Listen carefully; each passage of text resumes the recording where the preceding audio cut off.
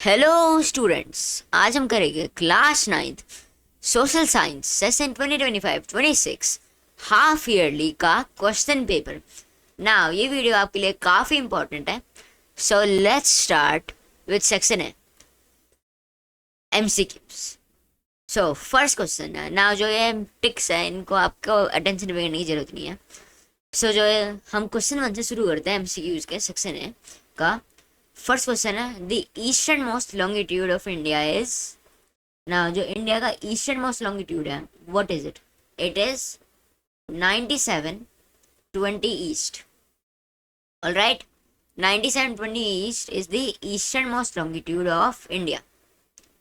वापस से जो ये ऑप्शन डी का टिक है it is incorrect. So 9725 east का है eastern most longitude of India का। ये काफ़ी सिंपल है, आपको बस इसको रटना है, कुछ खास नहीं है इसमें। सो फिर next question two, my friend hails from a country which does not share the border with India, identify the country. ना जो इंडिया है there are plenty of countries which share a border with India, चाहे वो पाकिस्तान हो बांग्लादेश हो। ये तो आप पहले ही जानते हो कि पाकिस्तान, बांग्लादेश, नेपाल, चाइना, अफगानिस्तान, म्यांमार जिसको पहले हम बुर्मा बोलते थे, जो ये सारी कंट्रीज है all of them share a border with India. Bhutan वो भी एक इंडिया के साथ एक बॉर्डर शेयर करता है। तो ये सारी कंट्रीज इंडिया के साथ एक बॉर्डर को शेयर करती है। तो इनमें से कौन सी नहीं करती? It is United states of America, USA. आप किसी भी मैप में देख लेना, जो यूएसए है बॉर्डर तो छोड़ ही दो, बॉर्डर तो छोड़ ही दो, वो इंडिया के साथ एक कॉन्टिनेंट भी शेयर नहीं करता। जो इंडिया है वो एशियन कंट्री में माना जाता है, जो यूएसए है वो एक नॉर्थ अमेरिकन कंट्री है। तो उन दोनों कॉन्टिनेंट्स ही अलग है, तो सेम कंट्री, तो बॉर्डर्स, तो जो बॉर्डर्स है वो सिमिलर कैसे हो सकता है? Alright, so it is USA. The friend hails from the country which does not share a border with India, the answer will be USA। जो भूटान, बांग्लादेश, नेपाल, पाकिस्तान, अफगानिस्तान ये सारी कंट्रीज है, all of them share a border with India, the only exception is USA। फिर question 3, which meridian is fixed as standard meridian of India? now standard meridian term से तो familiar ही हो गया। जो standard meridian है it fixes the time of watches, clocks etc in all parts of India, चाहे आप north India में हो, साउथ इंडिया में हो, नॉर्थ ईस्ट इंडिया में हो, उत्तराखंड में हो, किसी भी स्टेट में हो, वहाँ पे आपकी वॉचेस जो है या जो क्लॉक्स हैं उन सारी जगहों का टाइम सेम होएगा। क्यों? It is because of standard meridian which fixes the standard time, the IST, Indian standard time. और ये किस जगह से पास थ्रू होता है? Through Allahabad and Uttar Pradesh. Okay, so यहाँ पे पूछा होगा कि जो मेरिडियन है, कौन सा meridian is fixed as standard meridian of India, तो इनमें से कौन सा होगा? इट इज 8230 ईस्ट, जिसको हम 82 हाफ ईस्ट भी बोलते हैं। सो ऑप्शन है 82 हाफ ईस्ट, या जिसको हम 8230 ईस्ट भी बोलते हैं, दोनों ही सही हो सकता है। It is correct, 82 half east. फिर question number 4, the highest peak in Eastern Ghats is. ना इंडिया में different Ghats and different regions है, एक ईस्टर्न घाट्स है, एक वेस्टर्न घाट्स एक्सेट्रा। इनमें डिफरेंट माउंटेन रेंजेस होती है और उन माउंटेन रेंजेस में डिफरेंट पीक्स होती है। सो यहाँ पे पूछा गया है highest peak in Eastern Ghats.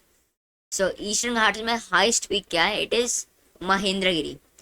ये इन्फॉर्मेशन एक्चुअली अब आउटडेटेड हो गई है, लेकिन बुक के कॉन्टेक्स्ट में महेंद्रगिरी जो है it is the highest peak in the eastern Ghats. So Mahendragiri correct होएगा।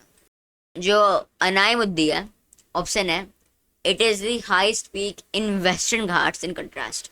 तो यहाँ पे ईस्टर्न घाट्स पूछा हुआ है, इसलिए आप महेंद्रगिरी लिखोगे, लेकिन अगर यहाँ पे वेस्टर्न घाट्स पूछा गया होता तो आप लिखते हैं अनायमुद्दी। ठीक है, फिर नेक्स्ट क्वेश्चन, क्वेश्चन 4 तो हो गया। Question number 5, identify the artificial lake. Now there are two types of lakes। एक तो होती है natural lakes which are made up of natural processes, और फिर नेक्स्ट होती है artificial lakes, they are man made। जो artificial lakes होते हैं वो man made है, इंसान बनाते हैं उनको, commonly due to the construction of dams। artificial lake का क्रिएशन होना का मेन रीज़न है कंस्ट्रक्शन ऑफ डैम। तो यहाँ पे हमें आइडेंटिफाई करनी है कौन सी आर्टिफिशियल लेक है। सो जो सांबर लेक है, वुलर लेक है और चिलिका लेक है, all of these are natural lakes. So ये अनकरेक्ट होगा। इनमें से कौन सा करेक्ट है?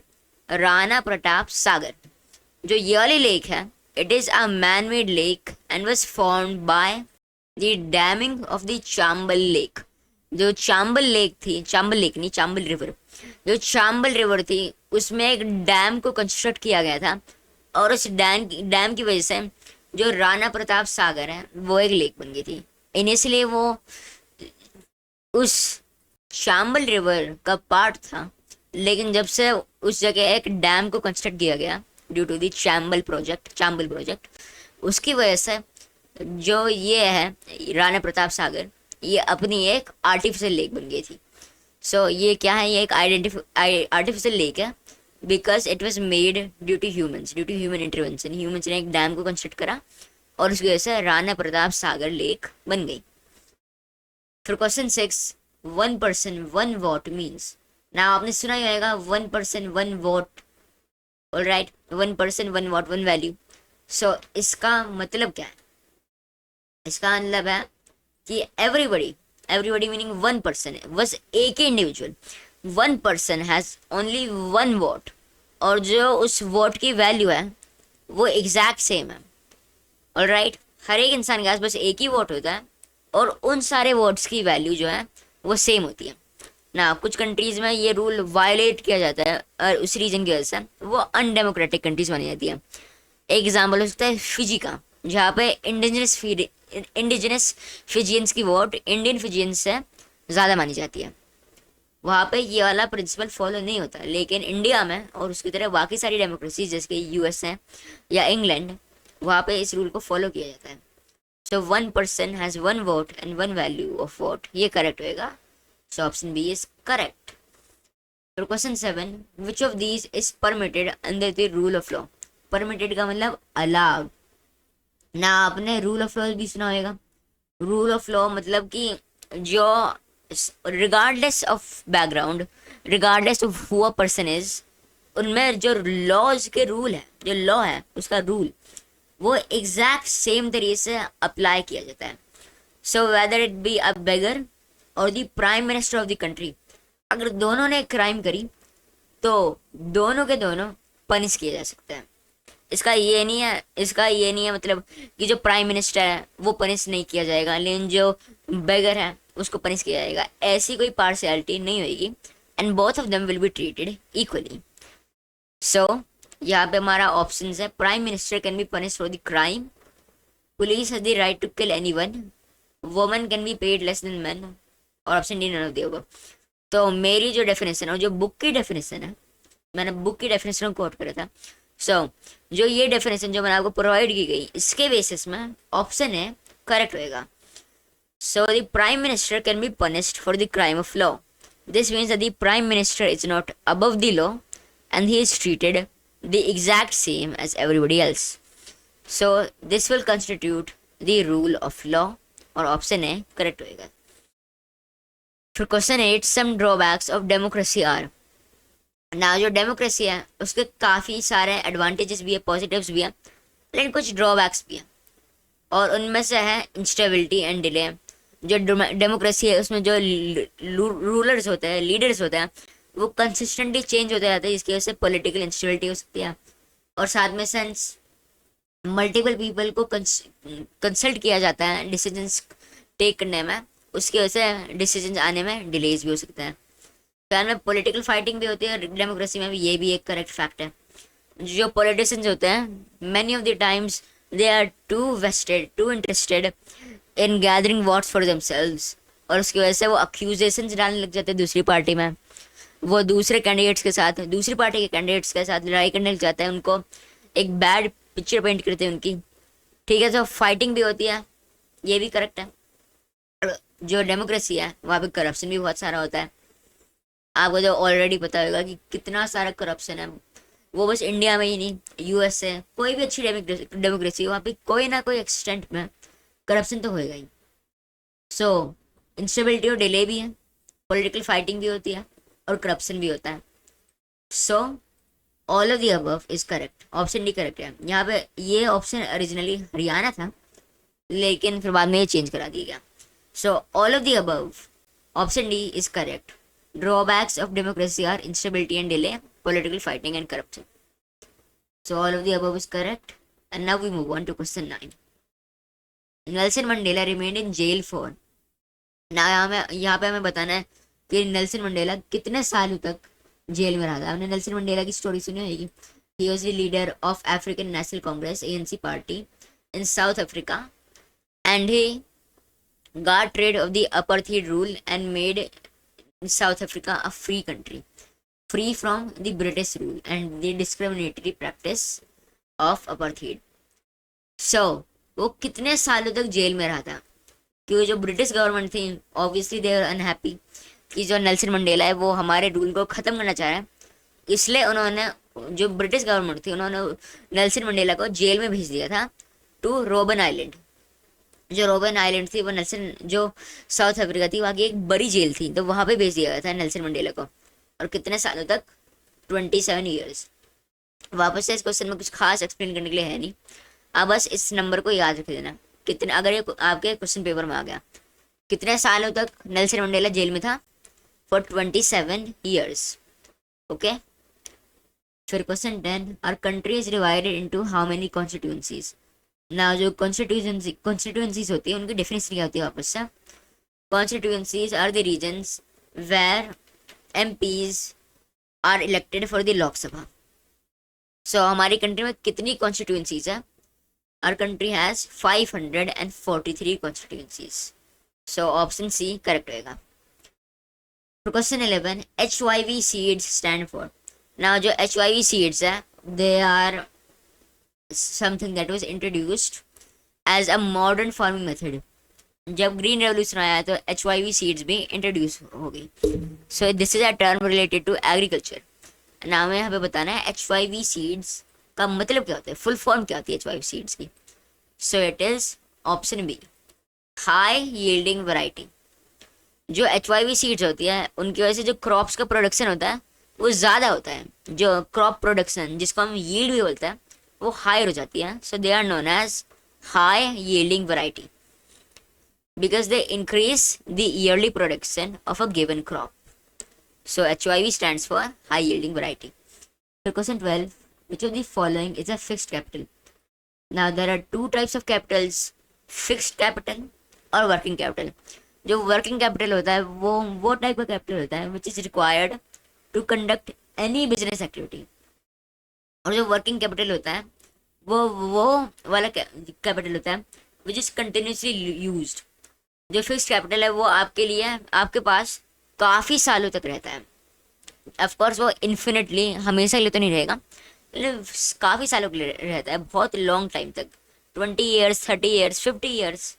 लेकिन जो वो होता है वर्किंग कैपिटल उसको कंटिन्यूसली यूज़ किया जाता है, इट इज़ यूज कंटिन्यूसली। सो इनमें से फिक्स्ड कैपिटल क्या आएगा? जो फिक्स्ड कैपिटल है वो टूल्स भी है, ट्रैक्टर्स भी है और मशीन्स भी हैं। All of these constitute as fixed capital. So all of the above will be the correct option. Tools, tractor और machines, all of these are a part of fixed capital. फिर question 13, which of the following is a modern farming method? So multiple cropping तो एक fast farming method है, जो multiple cropping को काफ़ी सालों तक यूज़ किया जा रहा है। सो ये तो नहीं माना जाएगा as a modern farming method. लेकिन जो यूज़ ऑफ केमिकल्स हैं, केमिकल इस केस में फर्टिलाइजर्स, पेस्टिसाइड्स और भी सारे केमिकल्स, उनको भी यूज़ किया जाता है और HYV सीड्स भी यूज़ किया जाता है। एंड और both of these were introduced relatively recently. इनको रिसेंट टाइम्स में इंट्रोड्यूस किया गया था, C और B।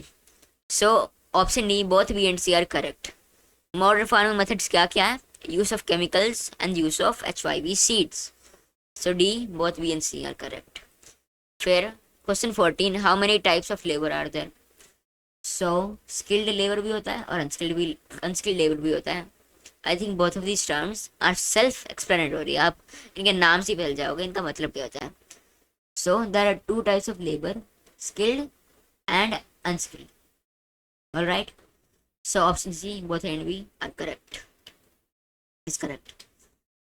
फिर question 15, green revolution happened in, ना जो ग्रीन रेवोल्यूशन था वो 3 स्टेट्स में हुआ था। वो थी पंजाब, हरियाणा और western part of Uttar Pradesh या वेस्टर्न यूपी।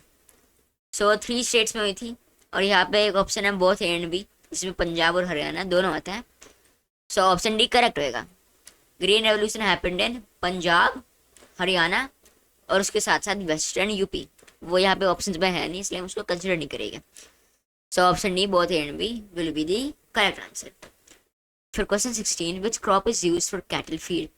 कैटल फीड मतलब फीड, कैटल फीड मतलब जो खाना जो काउज को और उनके ऑफस्प्रिंग को खिलाया जाता है। इनमें से कौन सा क्रॉप यूज किया जाता है इस पर्पज के लिए? इट इज जोवर एंड बाजरा, जिसको हम सोरघम एंड पर्ल मिलेट भी बोलते हैं इंग्लिश में। तो jowar and bajra is use as cattle feed. जो शुगर केन है, it is not used as cattle feed, instead it is made in making jaggery and sugar. So option A incorrect होएगा। और बाकी सारे भी आप काफ़ी आसानी से जान सकते हो कैटल फीड क्यों नहीं यूज़ किया जाता है। जैसे जो वीट है वो रोटीज़ को बनाने में यूज़ किया जाता है, जो पोटैटो है वो आपके आलू पराठा और फ्रेंच फ्राइज को बनाने में यूज़ किया जाता है। जो जोवर और बाजरा है, although they may be consumed by humans, क्योंकि वो भी एक टाइप का मिलेट है, लेकिन they are generally used for feeding cattle. फिर question 17, working capital consist of. ना जैसे मैंने आपको बोला, वर्किंग कैपिटल वो टाइप का कैपिटल होता है which is continuously used in any business activity. So जो कौन सा एक आइटम है which is continuously used, it is money. All of the above इसलिए नहीं हो सकता because of the presence of machines. जो मशीन्स है वो फिक्स्ड कैपिटल माना जाता है, वो आपके साथ 20 ईयर्स 30 ईयर्स तक रहता है। जो मनी है वो हर एक एक्टिविटी में यूज़ की जाती है। अगर आपको कोई नया सामान मंगाना है तो उसके लिए भी मनी यूज़ की जाएगी। अगर आपको अपने प्रोडक्ट्स ट्रांसपोर्ट करना है तो उसके लिए भी मनी को यूज़ किया करना होएगा। और आपको एक नया एम्प्लॉय हायर करना है उसके लिए भी कुछ ना कुछ करना होगा। बहुत सारे, almost every step of business consist of money, of use of money. So वो कंटिन्यूसली यूज़ किया जाता है, thus it is called working capital. इस ऑप्शन में लिख रखा है मनी, ठीक है, दिस इज मनी। पेन की वजह से थोड़ा ऑब्स्क्योर हो रखा है, तो यहाँ पे लिख रखा है मनी। फिर question 18, which of the following is a tertiary activity. ना आपने सुना होगा सेक्टर्स ऑफ इकोनॉमी, जो इंडियन इकोनॉमी है वो, इंडियन इकोनॉमी बस, और भी सारी इकोनॉमीज, लेकिन इस केस में हम इंडियन इकोनॉमी का एग्जाम्पल लेंगे। तो जो इंडियन इकोनॉमी है वो 3 सेक्टर्स में डिवाइडेड है।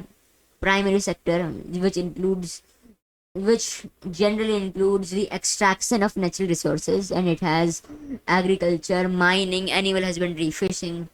So इसकी वजह से जो माइनिंग, एग्रीकल्चर और फिशिंग वो ऑटोमेटिकली हट जाएगा। फिर बाद में, अभी मत जाओ, ठीक है, ऑल्दो मैंने आपको यहाँ से पहले ही बता दिया ना, सुनो मेरी बात।